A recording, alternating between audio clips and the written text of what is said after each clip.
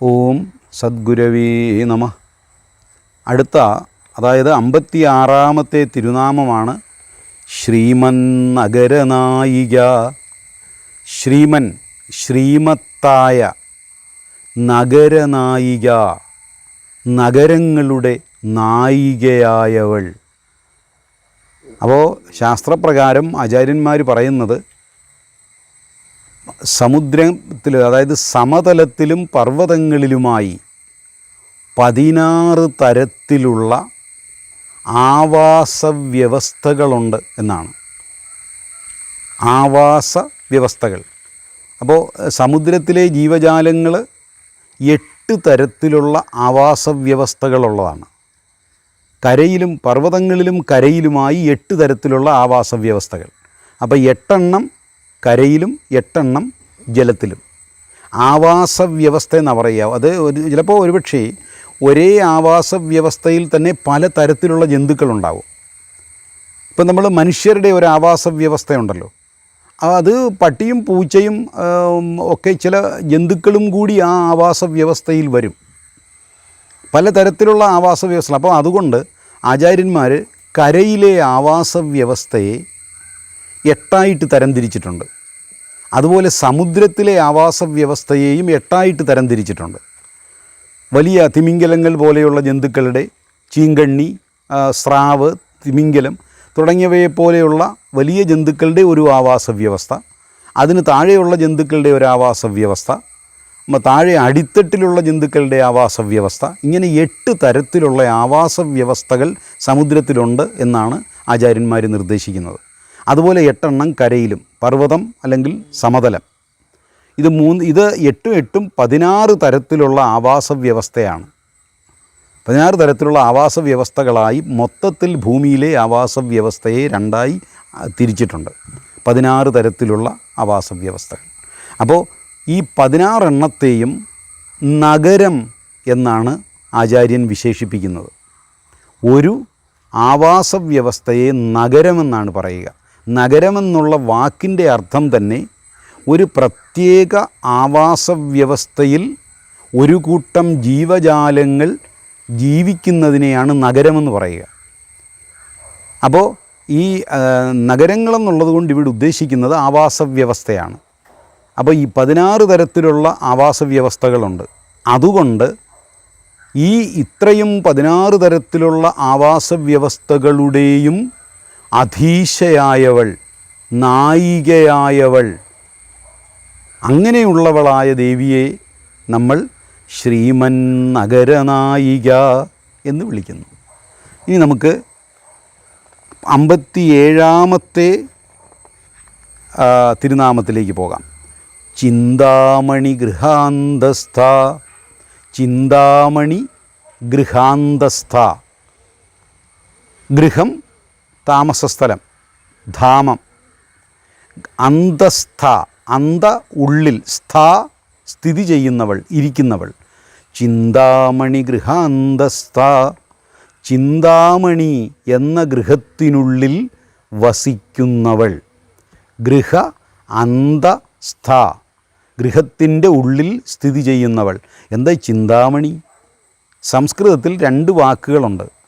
ചിന്ത, ചിന്തനം. ചിന്ത എന്ന് പറഞ്ഞാൽ വാക്കിന് തിങ്കിങ് എന്നല്ല അർത്ഥം. സംസ്കൃതത്തിൽ ചിന്ത എന്ന് വെച്ചാൽ വറീസ്, മനോവിഷമങ്ങൾക്ക് പറയുന്ന പേരാണ്. തിങ്കിങ് അല്ലെങ്കിൽ നമ്മൾ ചിന്ത എന്ന് പറയുന്ന സാധനമുണ്ടല്ലോ, മനസ്സുകൊണ്ട് നമ്മൾ ചിന്തിക്കുക, ആ പ്രക്രിയയെ സൂചിപ്പിക്കുന്നത് ചിന്തനം എന്ന വാക്കാണ്. തിങ്കിങ് എന്ന അർത്ഥത്തിൽ സംസ്കൃതത്തിൽ ഉപയോഗിക്കുന്ന വാക്ക് ചിന്തനം എന്നാണ്. വെറുതെ ചിന്ത എന്ന് പറഞ്ഞാൽ മെൻ്റൽ ടെൻഷൻ, ആങ്സൈറ്റി, വറി എന്നൊക്കെ അർത്ഥം വരും. മാനസിക വൈഷമ്യങ്ങൾക്ക് പറയുന്ന പേരാണ് ചിന്ത. ഒരു പ്രസിദ്ധമായ ശ്ലോകമുണ്ട്. ചിതാ ചിന്ത ദ്വയോർമധ്യേ ചിന്താ ചൈവ ഗരീയസി. ചിത, ചിത എന്ന് പറഞ്ഞാൽ ശവം ദഹിപ്പിക്കുന്നത്. ചിത, ചിന്ത. ചിന്ത എന്ന് പറഞ്ഞാൽ മനസ്സിൻ്റെ വൈഷമ്യങ്ങൾ, ടെൻഷൻ, ആങ്സൈറ്റി. അപ്പോൾ ഇത് രണ്ടിലും ചിത, ചിന്ത, ദ്വയോർ മധ്യേ, ദ്വയോർ രണ്ടിൻ്റെയും മധ്യേ ഇടയിൽ, ഈ രണ്ടിനെയും പരിഗണിച്ചാൽ ചിന്താ ചൈവ ഗരീയസി, ചിന്തയാണ് ഗരീയസി ഗുരുതരമായ ശക്തിയുള്ളത്. ചിന്ത എന്ന് പറഞ്ഞാൽ മാനസിക വിഷമം, മനോവിഷമം. അതെന്താ കാരണമെന്നാണ് ശ്ലോകത്തിൻ്റെ അടുത്ത ഭാഗത്ത് പറയുന്നത്. ചിത ദഹതി നിർജീവം, ചിത ദഹതി ദഹിപ്പിക്കുന്നു, നിർജീവം ജീവനില്ലാത്ത ശരീരത്തെ മാത്രമേ ചിതയ്ക്ക് ദഹിപ്പിക്കാനാവൂ.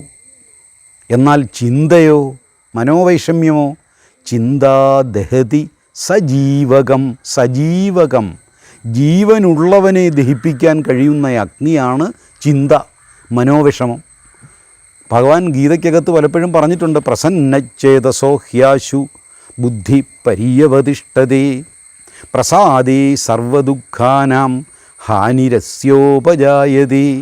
എപ്പോഴും പ്രസന്നചിത്തരായിരിക്കണം, പ്രസന്നമായ മനസ്സായിരിക്കണം. ഒരിക്കലും ദുഃഖങ്ങൾക്കോ ക്ലേശത്തിനോ വൈഷമ്യത്തിനോ കീഴടങ്ങരുത്. കീഴടങ്ങിക്കഴിഞ്ഞാൽ നിങ്ങളുടെ മനസ്സിന് ചാഞ്ചല്യം ഉണ്ടാവും. എന്ന് വെച്ചാൽ മനസ്സിൻ്റെ ആരോഗ്യം ഇല്ലാതെയാകും. അപ്പോൾ എത്രയൊക്കെ ക്ലേശങ്ങൾ വന്നാലും ഈശ്വരനുമായി ഒരു കണക്ഷൻ സ്ഥാപിക്കണം. സ്ഥാപിച്ചു കഴിഞ്ഞാൽ പിന്നെ നിങ്ങൾക്കിതൊന്നും ബാധകമേ അല്ല. കാരണം അവൻ അവിടെ ഉണ്ടല്ലോ. ശ്രീരാമകൃഷ്ണദേവൻ പറഞ്ഞ വളരെ പ്രസിദ്ധമായ ഉപമ നിങ്ങൾക്കറിയാമല്ലോ. തൂണിൽ പിടിച്ചുകൊണ്ട് കറങ്ങുക, ആ തൂണവിടെ ബലമായി നിൽക്കുകയാണ്. അത് നിങ്ങളെ ഒരിക്കലും വീഴാൻ അനുവദിക്കില്ല. നേരെ മറിച്ച് തൂണില്ലാതെയാണ് കറങ്ങുന്നതെങ്കിൽ നിങ്ങൾ വീഴുമെന്ന കാര്യത്തിന് ഉറപ്പാണ്. അപ്പോൾ ഇതാണ് ചിതയും ചിന്തയും തമ്മിലുള്ള വ്യത്യാസം. ചിന്ത എന്ന് പറഞ്ഞാൽ ടെൻഷനാണ്. ഇവിടെ ചിന്താമണി എന്ന് പറഞ്ഞിരിക്കുന്നത് ടെൻഷൻ എന്ന അർത്ഥത്തിലല്ല. ചിന്താമണി, ചിന്തനമാകുന്ന മണി എന്ന് കരുതണം. അപ്പോൾ എന്താ പിന്നെ ഉപയോഗിക്കാതിരുന്നത് എന്ന് ചോദിച്ചാൽ, അനുഷ്ടുപ് വൃത്തത്തിലാണ് ഇത് എഴുതപ്പെട്ടിരിക്കുന്നത്. അനുഷ്ടുപ് വൃത്തത്തിൽ ആ വൃത്തത്തിന് വ്യത്യാസം വന്നാൽ നമ്മളിത് ഉച്ചരിക്കുന്ന സമയത്ത് ഉണ്ടാകുന്ന പ്രാണോർജ്ജത്തിന് വ്യത്യാസം വരും. അത് വരാതിരിക്കാൻ ചിന്തനം എന്നതിൻ്റെ കളഞ്ഞിട്ട് ചിന്താ എന്ന് നീട്ടിയിരിക്കുകയാണ്. ചിന്താമണി, ചിന്തയാകുന്ന, അതായത് തിങ്കിങ് ആകുന്ന മണി, രത്നം. അത് ചിന്താമണി ഗൃഹാന്തസ്ഥ, നിങ്ങളുടെ ചിന്തയാകുന്ന ആ ഗൃഹത്തിനകത്താണ് ദേവി ഇരിക്കുന്നത്. നിങ്ങളുടെ മനസ്സിനുള്ളിലാണ് ദേവി സ്ഥിതി ചെയ്യുന്നത്. അത് ഓർമ്മ വേണം. വലിയ സാക്ഷിയാണ്. നിങ്ങൾ മനസ്സിൽ ആരെക്കുറിച്ചെങ്കിലും എതിര് ചിന്തിക്കുന്നതും ദുഷ്ടത ചിന്തിക്കുന്നതും ചിന്തയ്ക്ക് ശേഷമാണല്ലോ പ്രവർത്തിക്കുക. അപ്പോൾ അത് ചിന്ത മനസ്സിലേക്ക് വരുമ്പോൾ തന്നെ അതിനെ നുള്ളണം. അത് ശരിയായ ചിന്തയല്ല എന്ന് തോന്നുന്നുവെങ്കിൽ അപ്പോൾ തന്നെ അതിനെ നിങ്ങൾ പെട്ടെന്ന് മാറ്റിയെടുക്കണം. മാറ്റിയെടുക്കുന്നത് എങ്ങനെയാണെന്നൊരു പക്ഷേ സംശയം വരും. നമ്മൾ മനസ്സിൽ ഈ ചിന്ത വരണ്ട എന്നങ്ങ് സങ്കല്പിച്ചാൽ ചിന്ത പോവില്ല. അതിനൊരു ടെക്നിക്കുണ്ട്. മനസ്സിൻ്റെ ഒരു പ്രത്യേകത ആചാര്യന്മാർ പറഞ്ഞിരിക്കുന്നത്, കൂടുതൽ ആകർഷകമായ ഒന്നിലേക്ക് മനസ്സ് നീങ്ങിപ്പോവും. ഇപ്പം നിങ്ങളുടെ മനസ്സ് ഒരു പ്രത്യേക പദാർത്ഥത്തിൽ നിന്ന് മാറ്റണമെന്നുണ്ടെന്നിരിക്കട്ടെ. പക്ഷേ മനസ്സങ്ങനെ ഈസിയായിട്ട് മാറിപ്പോവില്ല. അങ്ങനെ വരുമ്പോൾ എന്തു ചെയ്യണം? മനസ്സിന് ചിന്തിക്കാൻ ഇഷ്ടമുള്ള വേറൊരു ആകർഷണം സ്വീകരിക്കണം. പരിപ്പ് വടയെക്കുറിച്ച് ചിന്തിക്കാൻ മനുഷ്യന് ഇഷ്ടമാണ്. അപ്പോൾ എന്തു ചെയ്യണം? നമ്മൾ പരിപ്പ് വടയെക്കുറിച്ച് അങ്ങ് ചിന്തിക്കണം.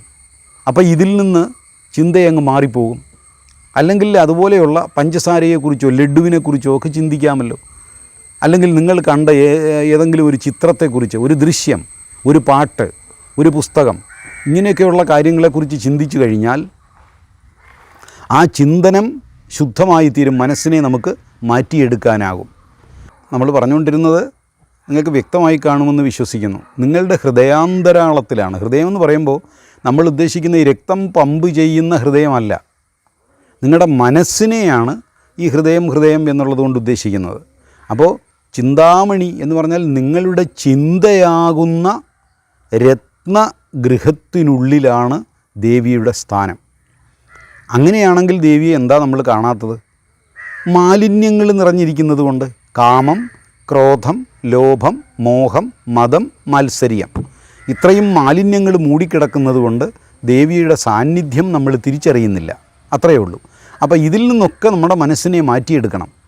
അപ്പോൾ നിങ്ങളുടെ മനസ്സിൽ ജീവജാലങ്ങളോട് പ്രേമവും കാരുണ്യവും ഉണ്ടാവണം. അങ്ങനെ വന്നാൽ പതുക്കെ ഈ കാമവും ക്രോധവും ലോഭവും മോഹവും ഒക്കെയായ ഈ മാലിന്യങ്ങൾ പതിയെ കുറയാൻ തുടങ്ങും. അങ്ങനെ കുറഞ്ഞു കഴിയുമ്പോൾ ദേവിയുടെ സ്വരൂപം ദൃശ്യമാകാൻ തുടങ്ങും, ആ പ്രകാശം ദൃശ്യമാകാൻ തുടങ്ങും. അപ്പോൾ അതിന് ആദ്യഘട്ടത്തിൽ ചെയ്യേണ്ടത് മാലിന്യങ്ങളിൽ നിന്ന് നമ്മുടെ മനസ്സിനെ വിമുക്തമാക്കണം. മാലിന്യം എന്ന് പറഞ്ഞാൽ കാമം എന്ന് പറയുമ്പോൾ നിങ്ങൾ വിചാരിക്കും ആഗ്രഹങ്ങളാണ് മാലിന്യം, ക്രോധം വെറും കോപമാണ്. അല്ല, ഈ കാമത്തിൽ നിന്നും ക്രോധത്തിൽ നിന്നും വേറെ ഒരുപാട് കാര്യങ്ങൾ പുറത്തു വരും, നിങ്ങളുടെ ഒരുപാട് ദുരിതങ്ങൾ വരും. നിസ്സാര കാര്യത്തിന് ഇപ്പോൾ നിങ്ങളുടെ കുട്ടികളോട് അവൻ ചെയ്യാത്ത കുറ്റത്തിന് തെറ്റിദ്ധരിച്ച് ദേഷ്യപ്പെട്ടു അല്ലെങ്കിൽ ഒരു അടി വെച്ച് കൊടുത്തു എന്ന് വിചാരിക്കുക. അങ്ങനെ വെച്ച് കൊടുത്തു കഴിഞ്ഞാൽ കുട്ടിയുടെ മനസ്സിൽ ഞാൻ തെറ്റ് ചെയ്തില്ലല്ലോ, ഇത് എന്തിനു പിന്നെ എന്നെ ശിക്ഷിച്ചു എന്നൊരു തോന്നൽ വരരുത്. അപ്പോൾ ഒരു കുഞ്ഞിനെ ശിക്ഷിക്കുന്നതിന് മുമ്പ് അല്ലെങ്കിൽ ഏതെങ്കിലും ഒരു വ്യക്തിയോട് നിങ്ങൾ ചൂടായിട്ട് സംസാരിക്കുന്നതിന് മുമ്പ് അയാൾ തെറ്റ് ചെയ്തിട്ടുണ്ടോ എന്ന ഉറപ്പ് വരുത്തണം. ഇല്ലെങ്കിൽ ഇത് മനസ്സിൽ ഇങ്ങനെ കറയായിട്ട് കിടക്കും. അത് വർഷങ്ങൾക്ക് ശേഷം നിങ്ങൾക്ക് ഉപദ്രവമായിട്ട് മാറുകയും ചെയ്യും. അപ്പോൾ ഇത് നമ്മുടെ മനസ്സിനെ ഇനീഷ്യൽ സ്റ്റേജ് എന്ന് പറയും, പ്രാഥമിക ഘട്ടം. ആ പ്രാഥമിക ഘട്ടത്തിൽ നമ്മുടെ മനസ്സിൽ വിദ്വേഷം വരാതെ സൂക്ഷിക്കണം. വിദ്വേഷം വരും. ഇപ്പോൾ ഒരു ഭർത്താവ് പറഞ്ഞത് അവരുടെ ഭാര്യയുമായിട്ട് വഴക്കുണ്ടാകാനുള്ള കാരണം നിസ്സാരമാണ്. ഭാര്യ എന്തോ നിസ്സാര കാര്യം, ഈ ഗ്ലാസ്സിൽ ചായ കൊണ്ടുവന്ന് അടിച്ച് ശക്തിയിൽ മുമ്പിൽ വെച്ചു. അത് അയാൾക്ക് നീരസം ഉണ്ടാക്കി. നിസ്സാര കാര്യം, അത് അവരറിഞ്ഞുകൊണ്ട് ചെയ്തതല്ല, അറിയാതെ ചെയ്തതാണ്. പക്ഷേ അയാൾക്കത് നീരസം ഉണ്ടാക്കി. ഈ നീരസം കാരണം പിന്നീട് അയാൾ ഭാര്യയുമായിട്ട് മറ്റെന്തോ കാര്യം പറഞ്ഞ് വഴക്കുണ്ടാക്കി. അത് പിന്നീട് വഴക്ക് വർദ്ധിച്ചു വന്ന് എവിടെ നിന്നാണ് ഇത് തുടങ്ങിയത് എന്ന് തിരിച്ചറിയാൻ കഴിയാത്ത അവസ്ഥയെത്തി. അത് പിന്നെ വഷളായി വിവാഹമോചനത്തിൻ്റെ ഘട്ടത്തിലേക്ക് വരെ എത്തുകയും ചെയ്തു. പിന്നീട് ദൈവാധീനത്തിന് വളരെ പ്രസിദ്ധമായ ഒരു സന്യാസി സംഘടനയിലെ ഒരു മഹാ ഉപാസകനായ സന്യാസി അതിനകത്ത് ഇടപെടുകയും അദ്ദേഹം അത് നോർമലാക്കുകയും ചെയ്തു. അപ്പോൾ ഇതിനകത്ത് നമ്മൾ മനസ്സിലാക്കേണ്ടത് അടിച്ചു കൊണ്ടുവന്ന് ചായ വെച്ചതുണ്ടല്ലോ, അതാണ് ഇനീഷ്യൽ സ്റ്റേജ്, ആരംഭം. അവിടെ നിങ്ങൾക്ക് പെട്ടെന്ന് നീരസം ഉണ്ടാകുന്നു. അപ്പോൾ ഇവിടെ നിങ്ങൾ ശ്രദ്ധിക്കേണ്ടത് അങ്ങനെ നീരസം ഉണ്ടാവാൻ സമ്മതിക്കരുത്. നീരസം മനസ്സിലുണ്ടാകുമ്പോൾ തന്നെ അതിനെ അങ്ങ് നുള്ളിക്കളയണം. അതെങ്ങനെയാണ് നുള്ളിക്കളയുക? ഇതിനേക്കാൾ ആകർഷകമായ മറ്റൊന്നിലേക്ക് നിങ്ങളുടെ മനസ്സിനെ കൊണ്ടുപോകണം. ഇതിലൊരു നീരസം തോന്നിക്കഴിഞ്ഞാൽ ഇതിനു മുമ്പ് ഈ സ്ത്രീ നിങ്ങളോട് സമാധാനപരമായിട്ട് പെരുമാറിയിട്ടുള്ളതിനെക്കുറിച്ച് ചിന്തിക്കണം, സന്തോഷമായി പെരുമാറിയിട്ടുള്ളതിനെക്കുറിച്ച് ചിന്തിക്കണം. അല്ലെങ്കിൽ ഒരു പരിപ്പടയെക്കുറിച്ചോ ഒരു ലഡുവിനെക്കുറിച്ചോ നിങ്ങൾക്ക് ചിന്തിച്ചുകൂടെ? അപ്പോൾ എന്തു പറ്റും? ഈ നീരസം അങ്ങ് ഒഴിഞ്ഞു പോകുക. അതിൻ്റെ ആ മുളയിലെ അതിനെ നമുക്ക് നുള്ളാനാവും. ചിന്താമണി ഗൃഹാന്തസ്ഥ, നമ്മുടെ ചിന്തയാകുന്ന മണിഗൃഹത്തിനുള്ളിൽ വസിപ്പവൾ. അടുത്ത തിരുനാമം നമുക്ക് അടുത്ത എപ്പിസോഡിൽ. ഹരിസ്മരണമസ്തു.